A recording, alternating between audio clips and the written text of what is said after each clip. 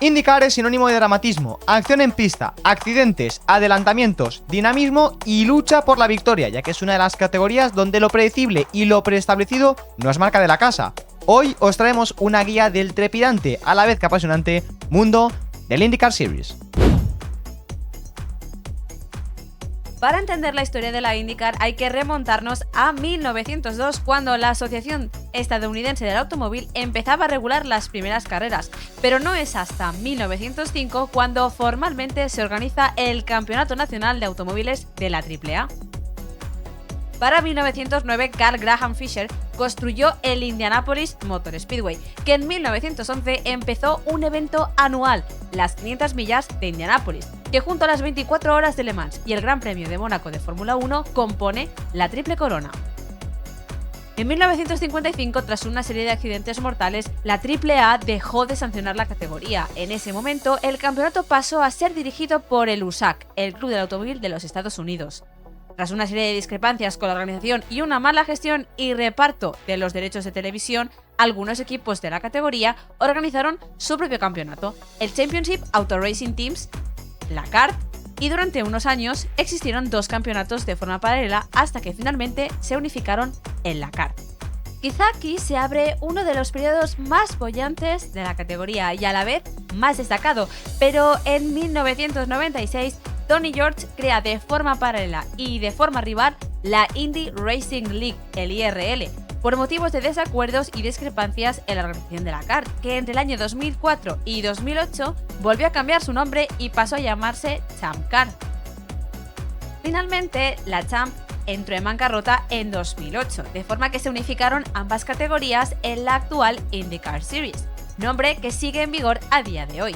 Esta categoría forma parte del historial del Campeonato Americano de Monoplazas, que ha ido adoptando distintos nombres a lo largo de su historia desde sus inicios en 1905 con las siglas Campeonato Nacional de Automóviles de la AAA. La única constante en el tiempo que se ha mantenido estoica e imperecedera han sido las 500 millas de Indianápolis, cita considerada la fecha más importante de todo el campeonato. En IndyCar todos los equipos cuentan con el mismo chasis fabricado por Dallara, compuesto por fibra de carbono y Kevlar, un chasis que data de 2012. A medida que ha ido pasando los años, ha ido recibiendo actualizaciones hasta lo que hoy en día es el AeroKit IR18. El monoplaza de la IndyCar cuenta con dos configuraciones aerodinámicas, la de alta carga aerodinámica que se utiliza en los trazados ruteros, urbanos y ovales cortos, y la configuración de baja carga aerodinámica para los superspeedways. La longitud del monoplaza es de 5,12 metros por 1,94 metros de ancho como máximo y mide 1 metro de altura. Además cuentan con el elemento de seguridad de Aeroscreen, que está compuesto por una pantalla de policarbonato con un marco interior de titanio que es capaz de aguantar más de 15.000 kilogramos. Tampoco cuentan con dirección asistida, convirtiendo a estos monoplazas en uno de los más exigentes, y según la opinión de los pilotos requiere una excelente forma física y mucha fuerza en los brazos. Al no tener dirección asistida, en caso de accidente es necesario apartar las manos del volante para evitar daños en las muñecas. Pasamos ahora a los motores. En IndyCar utilizan motores 2.2 litros V6 biturbo limitados a 12.000 revoluciones por minuto que ofrecen entre 550 y 750 caballos de potencia dependiendo de la presión del turbo utilizada en cada trazado. La caja de cambios es secuencial con 6 marchas más una de marcha atrás. Actualmente existen dos fabricantes que suministran unidades de potencia a toda la parrilla, de forma exclusiva. Por una parte tenemos a la estadounidense Chevrolet y por otra a la gran conocida japonesa Honda. Ambos construyen sus unidades de potencia bajo la misma reglamentación, proporcionando mínimas diferencias y una gran cantidad de acción y batallas en pista. Como combustible en IndyCar se utiliza etanol y es suministrado por Shell.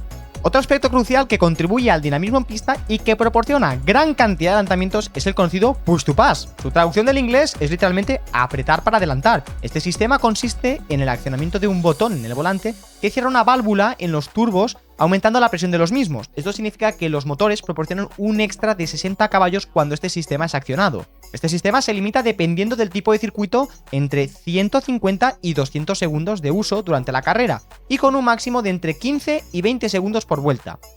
De esta forma, aumentan así las posibilidades a la hora de realizar adelantamientos. Además, el Push to Pass no puede utilizarse en todos los trazados, solamente se puede utilizar en los circuitos permanentes y urbanos, no en circuitos ovales. IndyCar cuenta con un sistema híbrido fabricado en colaboración entre ambos fabricantes de motores. Tanto Chevrolet y Honda fueron socios para diseñar la unidad híbrida, que es capaz de otorgar un extra de 60 caballos adicionales y supone múltiples estrategias de su uso. Este elemento va situado entre la unidad de potencia y la caja de cambios. Este sistema en aplicación es similar al push to pass. Mediante un botón despliega la energía almacenada en el condensador, que se puede cargar mediante dos formas: la automática, que es mediante el uso del freno, y de forma manual, que es accionando una leva que hay en la parte trasera del volante. De esta forma suministra ese extra de 60 caballos que en ruteros se puede combinar con el push to pass, que supone una suma de hasta 120 caballos extra. Cada equipo con este estatus tiene garantizada la participación de sus vehículos en todas las carreras de la temporada, excepto en las 500 millas de Indianápolis, donde la clasificación es abierta y no se garantiza la participación de ningún equipo. Eso significa que en las carreras regulares, los equipos con charters tienen asegurada su plaza en la parrilla de salida, mientras que los equipos sin charters deben competir por las plazas restantes disponibles. Este sistema asigna un total de 25 charters entre los equipos existentes, con un máximo de 3 por equipo, garantizando su participación en todas las carreras de la temporada, excepto en las 500 millas de Indianápolis. En IndyCar existen 3 tipos de circuitos: los ovales, que son los más tradicionales de la categoría, los callejeros o urbanos, y los permanentes o ruteros. Dentro de los trazados ovales encontramos los siguientes: aquellos trazados que tienen una longitud menor de 1 milla o 1,6 kilómetros. Son los denominados short ovals, o oval corto. Aquellos entre 1 y 2 millas también son llamados speedways, y los que superan las 2 millas de longitud son los super speedway. Este año el calendario de la IndyCar está compuesto por 18 rondas. Como circuitos urbanos encontramos a St. Petersburg, que es la primera ronda de la temporada, el Gran Premio de Arlington en Texas, el majestuoso Gran Premio de Long Beach, el Gran Premio de Detroit, la única cita que se disputa fuera de los Estados Unidos en Markham, Canadá, y el Freedom 250 en Washington. En cuanto a trazados ruteros o permanentes, encontramos al Barber Motor Sport Park en Alabama, el circuito interior de Indianapolis, Road America, Mid-Ohio, Portland, y el legendario Laguna Seca, y finalmente en los ovales encontramos a Phoenix en Arizona, el único super speedway de la temporada, el Indianapolis Motor Speedway, que alberga el macroevento de las 500 millas de Indianapolis y este año celebrará la edición 110. Luego seguimos con el Worldwide Technology Raceway en Madison, Illinois, conocido como el oval de Gateway, el Nashville Super Speedway, que de Super Speedway tiene solamente el nombre. Y por último, el Milwaukee Mile, que es el oval más antiguo del mundo y que este año albergará 2 citas en el mismo fin de semana. En el caso de los neumáticos es importante saber que Firestone es el único proveedor para la IndyCar Series. Encontramos 2 tipos de compuestos para condiciones de seco. Por una parte, el duro, con el flanco en color negro, y el blando, con el flanco en color rojo. La diferencia es que el neumático duro tiene menor adherencia, pero su durabilidad es mayor, mientras que el neumático blando tiene mayor adherencia a costa de una mayor degradación. En condiciones de mojado, la IndyCar cuenta con un único compuesto, que tiene el flanco de color gris. No hay diferencia entre lluvia extrema e intermedios, como sí ocurre en la Fórmula 1.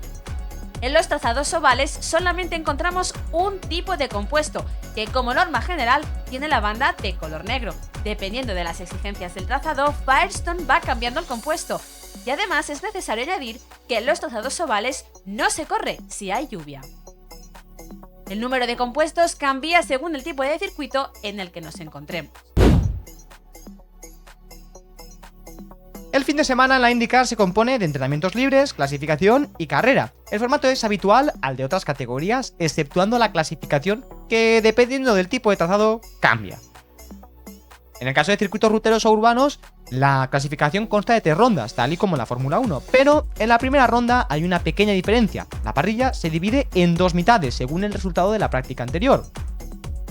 De cada grupo de la ronda 1 solamente pasan los 6 más rápidos a la ronda 2, que se denomina Fast 12. De esta ronda 2 pasan los 6 más rápidos a la ronda 3, llamada Fast 6. donde el piloto que marca la vuelta más rápida será poleman y obtendrá un punto para el campeonato de pilotos. Al final, el mismo formato, una Q1, una Q2 y una Q3, pero donde se cambia el nombre. Para la clasificación en ovales cambia drásticamente. La clasificación consta de 2 vueltas lanzadas. Los pilotos salen a pista según el orden del campeonato en sentido inverso.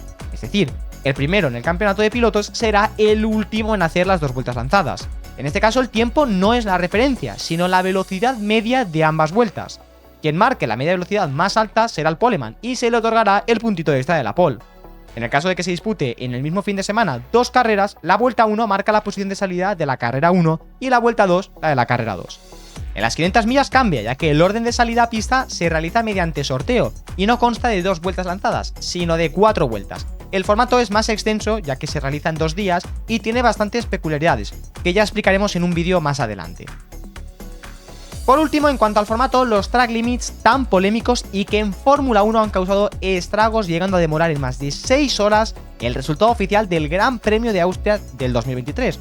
Un auténtico cachondeo, donde la FIA tuvo que revisar más de 1000 repeticiones por los track limits.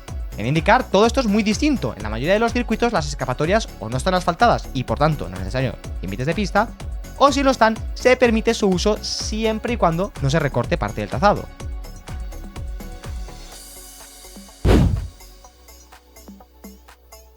Las paradas en boxes es un proceso fundamental durante los fines de semana. Las carreras se pueden decidir en estos instantes y es primordial ser rápidos a la par que precisos, para tratar de aprovechar esos segundos que pueden alzar a los pilotos a lo más alto del podio.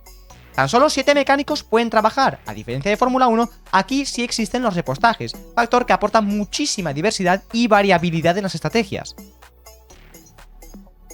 Es importante saber que la calle de boxes cierra cuando hay bandera amarilla y no se permite realizar paradas. Si un piloto realiza la parada, será sancionado. Sí que es cierto que se permite hacer un pequeño repostaje en caso de no tener combustible hasta que dirección de carrera abra los boxes y se pueda realizar la parada al completo. En IndyCar existen 2 campeonatos. Por una parte tenemos el campeonato de pilotos y el campeonato de fabricantes. El de pilotos cuenta con el siguiente sistema de puntos. El primero recibe 50 puntos, el segundo 40, el tercero 35, el cuarto 32. Del cuarto al décimo va bajando de 2 en 2 hasta que del décimo al 25º es de 1, hasta que finalmente del 25º puesto hacia atrás todos puntúan 5 puntos. También recordamos que el poleman recibe un puntito. Aquel también que lidere una vuelta en la carrera recibe otro puntito extra. Y quien haya liderado más vueltas que nadie recibe 2 puntos extra. En la clasificación de la Indy 500, los 12 primeros también consiguen puntos. El poleman recibe 12 puntos y el resto va mermando de un 1 hasta llegar al 12º que recibe un punto. También es importante añadir que los pilotos que quedan entre las 22 primeras posiciones entran en lo que se denomina el Leader Cycle, que otorga 1,6 millones de dólares a cada uno de ellos. El campeonato de fabricantes es diferente, existen 2 suministradores de motores, Chevrolet y Honda. El sistema de puntuación es el mismo, pero cada fabricante obtendrá la puntuación de sus 2 mejores coches de la carrera. Aparte de esto, reciben puntos extras si ganan la carrera, hacen la pole o consiguen acumular más de 2000 millas durante las 500 millas, pero esto es otro tema. Este sistema de puntuación permite puntuar a todos los pilotos de la parrilla y reparte una gran cantidad de puntos, cosa que favorece que la igualdad sea máxima y que las luchas por los campeonatos se mantengan abiertas hasta el final.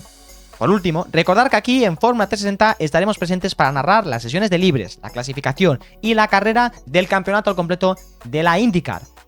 Así que si nos queréis acompañar, invitados estáis. Y os recordamos que la temporada arranca el 1 de marzo en las calles de St. Petersburg, en Florida, pero antes la actividad en pista tomará presencia el 27 de febrero con los Libres 1.